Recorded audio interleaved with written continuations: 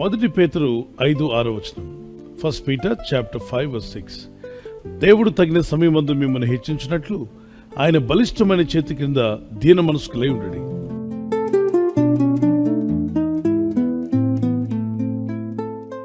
ఒక due time అనేది ఒకటి ఉంది. ఒక టైం పెట్టాడు దేవుడు. ఆ సమయంలో తప్పక దేవుడు మిమ్మను హెచ్చించనై ఉన్నాడు. ఆయన హెచ్చించబోతున్నాడు. He will definitely lift you up. God will bring that time. ఆ టైం వచ్చేంత వరకు ఆయన బలిష్టమైన చేతి కింద దీన మనస్కులై ఉండి ప్రార్థనలో మీ భారమంతా ఆయన మీద మోపండి. మీ చింత యావత్తు ఆయన మీద మోపండి. ఆయన మన గురించి చింతిస్తున్నాడు.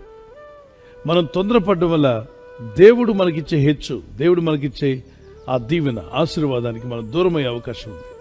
కాబట్టి తొందరపడి నిర్ణయాలు తీసుకోవడం కంటే కూడా దేవుని కొరకు ఎదురు చూస్తూ ఆయన బలిష్టమైన చేతి కింద దీన మనస్కులై ఉండడం అనేది అది అద్భుతమైన ఆశీర్వాదాలకు మిమ్మల్ని నడిపిస్తుంది. హెచ్చు కలుగును అన్నాడు. ఎవరి వల్ల హెచ్చు కలుగును? తూర్పు వల్ల, పడమటి వల్ల హెచ్చు కలుగుదు, కానీ యెహోవా వల్లనే హెచ్చు కలుగును. దేవుడే మనల్ని హెచ్చించువాడు. యోసేపు జీవితంలో పేరు ప్రఖ్యాతుల కొరకు ఆయన ఎక్కడ ప్రోకలాడలేదు. తనకిచ్చిన పనిలో నమ్మకస్తుడుగా, యథార్థవంతుడుగా, మరి ఎక్కడ కూడా తేడా రాకుండా జాగ్రత్త పడ్డాడు. పనిలో చురుకైన వాడుగా ఉన్నాడు. ఎక్కడ బద్ధకాన్ని చూపలేదు. తన కొరకు అందరూ పోటీ పడ్డారు. నా పొలంలో, మా యొక్క ఫీల్డ్లో వర్క్ చేయడానికి ఇతన్ని పంపండి. ఒక పనివాని కొరకు అక్కడున్న భూస్వాములందరూ పోటీ పడ్డారు. మంత్రులు పోటీ పడ్డారు. ఆ మంచి పనివాడు మాకు కావాలి, ఆ నమ్మకమైన పనివాడు మాకు కావాలి, ఆ యథార్థవంతుడు. అతను ఎక్కడ అడుగు పెడితే అక్కడ ఫలిస్తున్నాడు. అతను ఏ పని అప్పగించినా రిజల్ట్స్ తీసుకొస్తున్నాడు, ప్రోగ్రెస్ ఉంటుంది. కనుక ఈ వ్యక్తి మా పొలాల్లో పనిచేయాలి, మా ఎస్టేట్లో పనిచేయాలని ఆశపడ్డారు.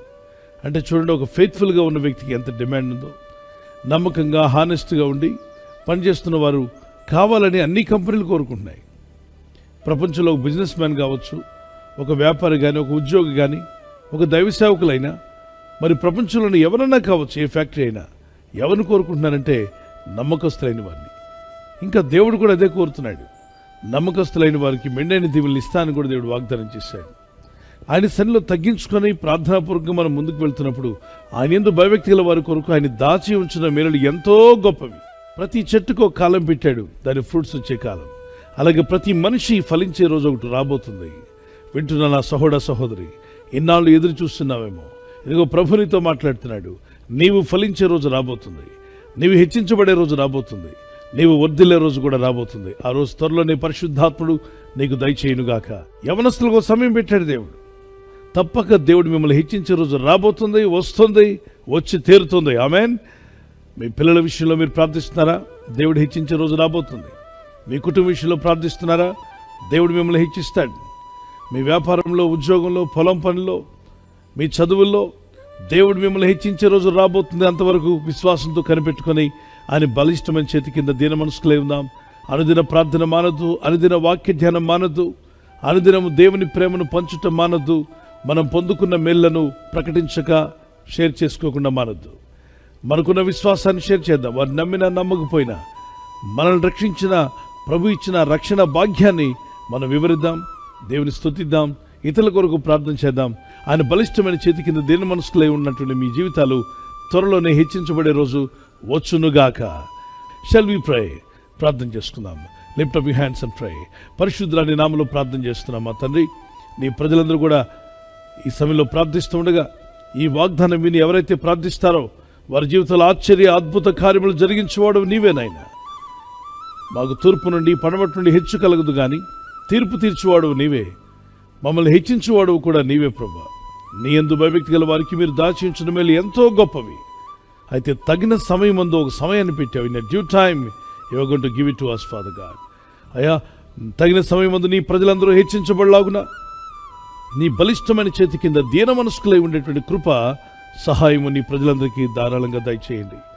ఈ లోకంలో మేము జీవిస్తున్నప్పుడు మా ఆత్మీయ యాత్రలో అనుదినము నీ కృపను, నీ దయను తలంచుకుంటూ నిన్ను స్తుతిస్తూ జీవించే కృపను మాకు దయచేయండి.